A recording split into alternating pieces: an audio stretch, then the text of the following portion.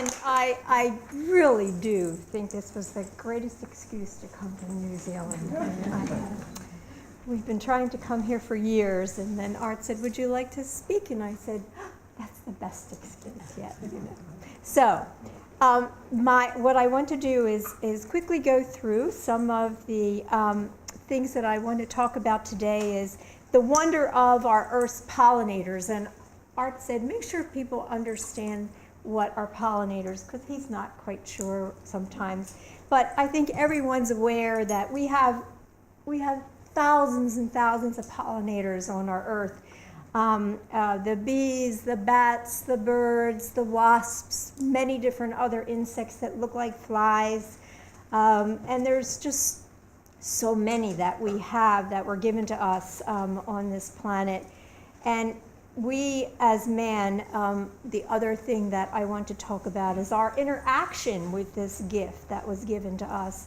And then finally into my own journey into the responsibility of stewardship for these wondrous insects with this greater consciousness that I have found.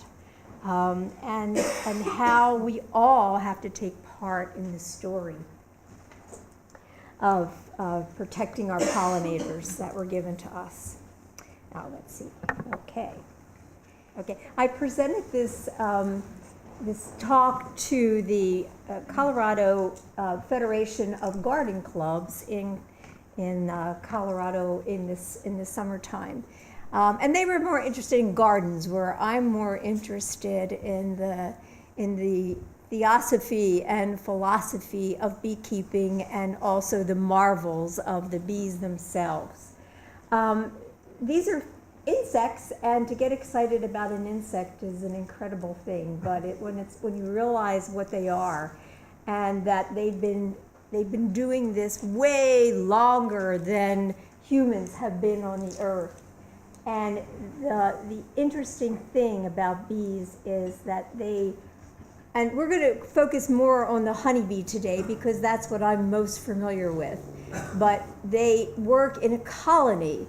Not only do they provide the humans, pollinators provide humans with our fruits, our vegetables, our nuts, our seeds, our grains that we just could not live without. But they also provide us with a habitat that's also beautiful, with the flowers and the grasses and the trees around us. The bees teach us the lessons of the communities, how to be in a community, task designation, and that colony survival is above all else. Each individual bee is very important, just like each individual human. But the colony is survival is the only thing that will take it forward. And humans are still trying to learn that lesson. And our selfish ego, unfortunately, gets in the way as humans. But the bees have gone beyond that, and they do survive as a colony. And each colony is a living organism. And when you start to recognize that as a beekeeper, you have such a feeling with each hive that has a community in it that you never feel the same again. And there are many beekeepers that I deal with, and it's an eclectic group. Beekeepers it's such an eclectic group. We're all ages, we're all backgrounds, we're all socioeconomic divisions. But we all feel the same about the bees and their colonies and how wondrous they are. They can't be domesticated because their colony organization and communication is much too advanced. And that's why they cannot be domesticated. And they will let you know when you push them too far. They let humans in on a certain aspect of their living, but that's it. Once you go beyond that, they will let you know. But the one thing that's happened with the honeybee in particular is because it does build wonderful colonies that humans have been able to put into our little boxes. And they've let us do it, and that's what we always say. The bees let you do it. You don't do it on your own. The bees will let you do it or not let you do it. And because they've given service to us, and that's what we're doing. We're actually inviting them to serve us. They're all over the globe, and some of these photographs are from different hives and the way beekeepers keep bees all over the globe.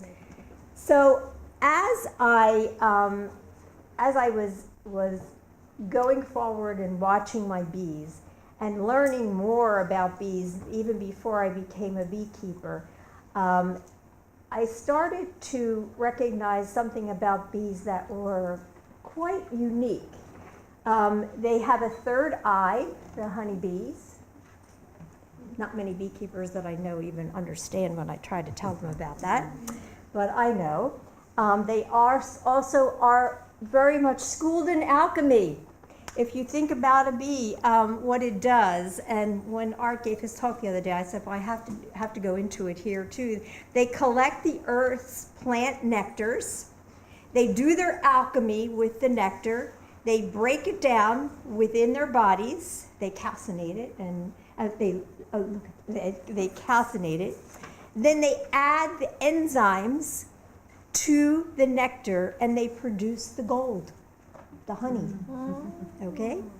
Which is antibacterial, antifungal, antiviral, and it's the most beneficial medicinal substance that we can partake in as a human, and it comes from the bee alchemy within their body. The other thing that when we had our talk yesterday on the pheromones and the aromics, by Janie, we have to recognize that bees do everything by pheromones. They know their queen by her smell. They know their hive by its smell. They know their beekeeper by their smell.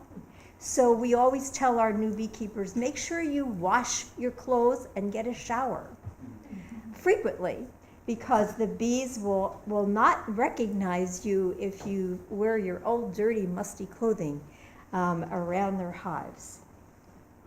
The other thing that's very interesting is that we know about ley lines, we know about the electric and the energy sources within the earth. And we have been putting our temples and our holy places and our cathedrals and our mosques on those ley lines forever, since we've been in worship as humans. But the best beehives that are placed on these ley lines, and now some good beekeepers are using dowsing to find the best place to put their beehives. And the feral beehives that we used to have many more before we started our habitat construction around the earth, were all on these ley lines and feral places and the energy sources. And many of the beehives that many of the bee colonies that abscond or just go away, we have found that those energy sources are lacking greatly in the areas where some people try to put hives and there's nothing there. So it's a unique thing. So now the other thing I wanted to talk about was how I came into beekeeping. I'm a gardener, and that's what I love to do. And for many, many years, I never had enough place to do a garden, a good place. Well, finally, when we moved to Colorado, and there's lots of open space there, my dream came true. I had our new house had a wonderful space. We had lots of room. It had been part of an alfalfa farm, so the soil was great. There already were pollinators and insects and hummingbirds and bats. The climate was just unique for gardening. It had a small orchard on the property. So I just started with some great wildflower seeds, and they lasted for about a year, and I suddenly realized after learning more about the area, that you have to irrigate in Colorado or nothing will live, because it's a high plains desert at 5,000 feet, and we get lots of snow, but we get rain maybe once every 5 months in the summertime, so it's very dry. So what happened was that I finally was recognizing I was going to have to do more. And the first thing I started was buying a gazebo that I found, and that's a long story, so I have to tell you that separately.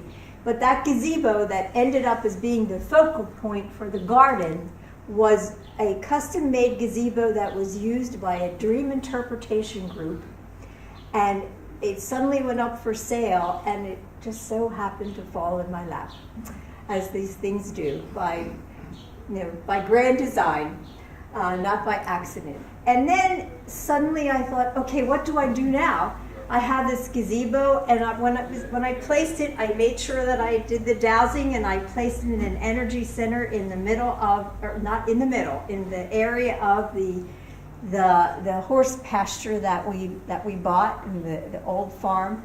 And then I thought, okay, how do I get started? Well, suddenly there was a card, a business card at my door one day, and it just happened to be from a gardener that's turned into one of my best friends, another lady, and I call her my landscape angel. And she came to my rescue, and there we started.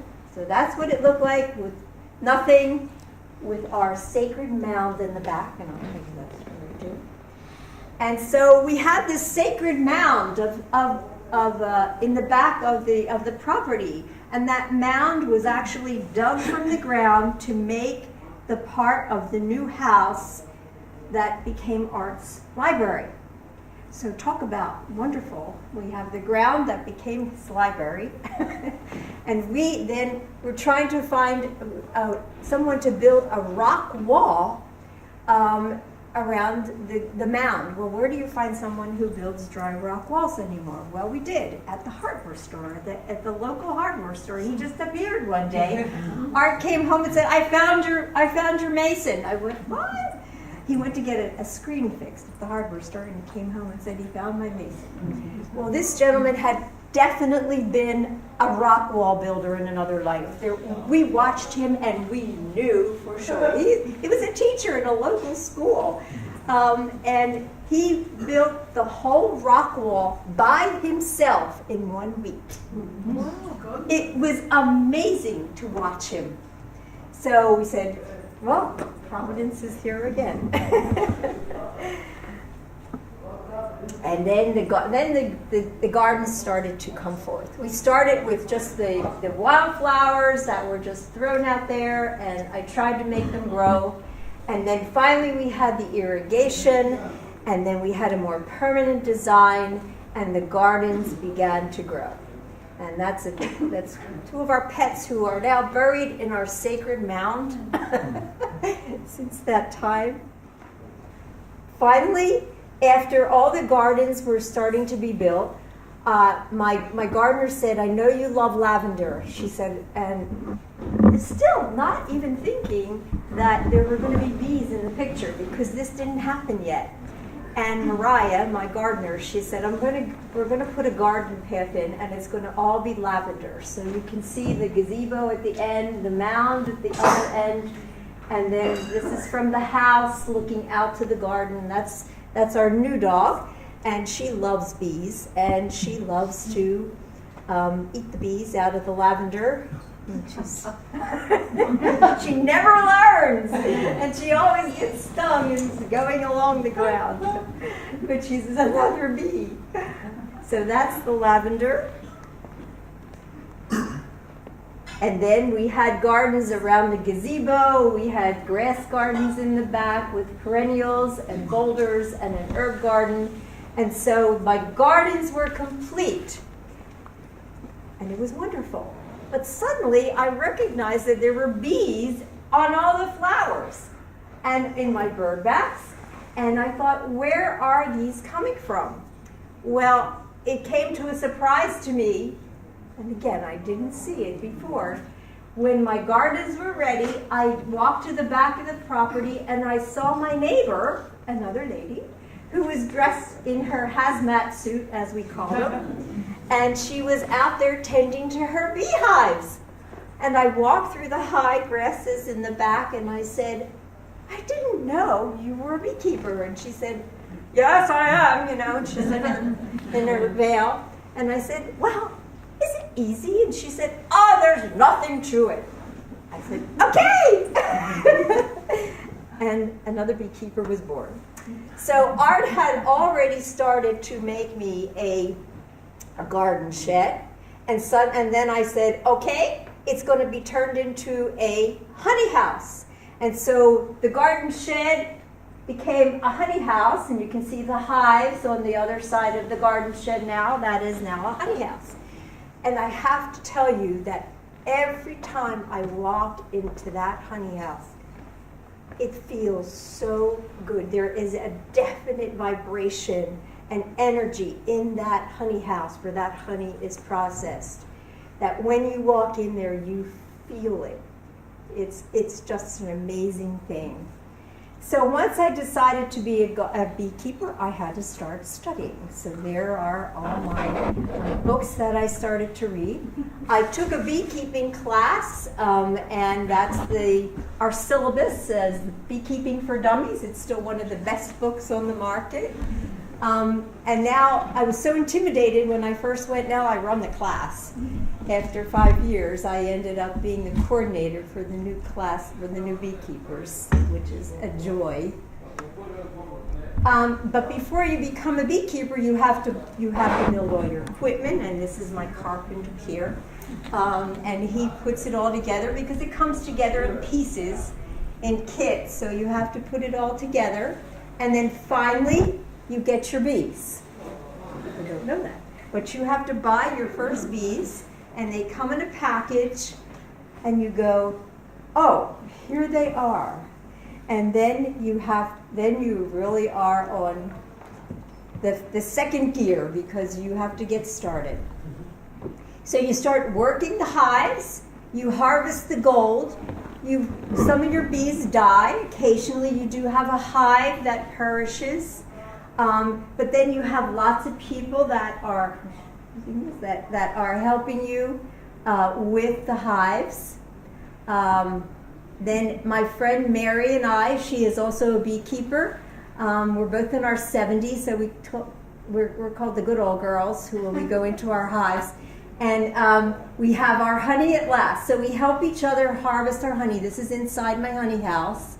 And there we are on a 95 degree day, 95 degrees Fahrenheit degree day, harvesting the honey as it's coming down, and of course everything is sticky. Everything in your house is sticky when you're a beekeeper. Everything you touch. Then I was very fortunate at the time. I was taking care of adults with special needs in our large house. That was part of what I was doing. And I would have them out, and they loved watching the bees. They were not afraid at all. Or they were very afraid. They were not afraid, or they were very afraid. And they would watch the bees and just enjoy eating some of the honey and watching me. And then we have groups of children that come out, and we have some of the new beekeepers that I mentor that we bring out, and we have one of our very experienced beekeepers here who never even wears a suit. And he helps me with the mentoring of the new beekeepers. But the children are so much fun. That I enjoy because they're fascinated. Then everywhere we travel, and New Zealand is no exception, we try to find beekeepers. That's a beekeeper in Crete that I talked to. Then we were in Eastern Europe. And we went to a beekeeping museum in Serbia. And here we are in Serbia at a farmer's market buying some honey and looking at it and some of the wonderful painted hives that they have in Eastern Europe. There's beekeepers all over the world. We were in Denmark, and we went to this, isn't that adorable little That's his delivery truck for his honey. And we went to see this beekeeper, and he took me back to his beehives, and he did not speak English, but he said, "I love my bees." And I hugged him, and I said, "Well, I love my bees too." And then we went to Vienna last year, and we met this very strange, unique beekeeper that had tattoos of bees all over his body, and he put his honey in skulls, and he said, "If people don't take care of the earth, we will not have any bees." And he was very unique, but he was still a beekeeper. And then there's some wonderful stores around the United States now. They're called the Bee Company, the Savannah Bee Company, and we went to visit some of them in different states. Then we were in Italy a few years ago, and we went to Damanhur, which is like a huge commune, and their beekeeper is one of the most special people in their community to take care of their bees. And in Italy, they use the bee products for all types of medicinals. In the United States, we can't do this yet because of all the regulations of the Food and Drug Administration. We have to do it privately between us. But in Italy, they are allowed to sell all the hive products for health. Here's some hives in Brazil that I saw in Rio de Janeiro. And so we suddenly realized that everywhere you go, there are beekeepers that care about their bees. But more than that, we have to recognize that we are the stewards, and we are the benefactors of the food of the bees and what they give us, and what not only by their pollination, but also their honey. The honey is nothing compared to what they do for our earth as far as our food sources. This, I thought, was a wonderful thing that the United States did quite a few years ago, because it's 39 cents, so it's a long time ago, a postage stamp, where they actually made one of pollinators, the butterflies, the bees, the birds, and the bats. These are pollinators that are very important to our lifeblood, our food. But we have to recognize that the bees need to eat also. So I always tell people, well, what do bees eat? Does anybody know what a bee eats? Honey. The bees eat honey. They don't make the honey for humans. They make the honey for themselves. But in order to make honey, they need to have pollen, and they need to have nectar. The pollen is for their young, that they feed their young, and they make it into what's called bee bread. And the nectar is what they alchemize, and they make it into honey.